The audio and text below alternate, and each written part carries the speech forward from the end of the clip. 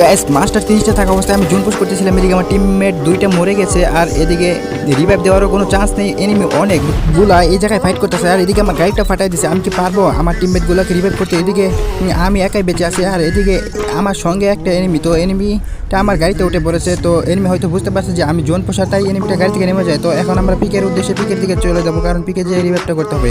তো এরপর আমরা পিকে থেকে রিভাইভ করে সরাসরি সেফ জোনের দিকে চলে যাব। তো এইখানে আমার একটা ভুল হয়, কারণ এইখানে আমি একটা টোকেন কেটে যায়, আমার হেলথের অবস্থা খুব খারাপ হয়ে যায়। এখানে 50 করে হেলথ কাটতে শুরু করে।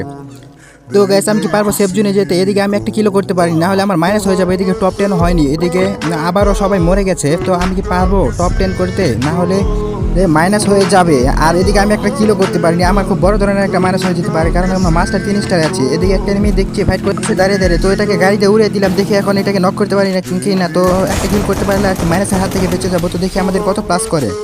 এই যে এখনও টপ 10 হয়নি। তো ভাই তো কিলটা কনফার্ম করার পর গাড়ির কাছে যাচ্ছে আর এনিমি আমার উপর রাশ করে দিচ্ছে, মানে দূর থেকে ফাইট করছে আর কি। তো গাড়িতে উঠছি আর এই মুহূর্তে আমার গাড়িটা এনিমি ফাটাই দেয়, দিয়ে সেফ জায়গায় যাওয়ার আগে আমাকে খতম করে দেয়। তো যারা দেখছো সাবস্ক্রাইব করে দাও।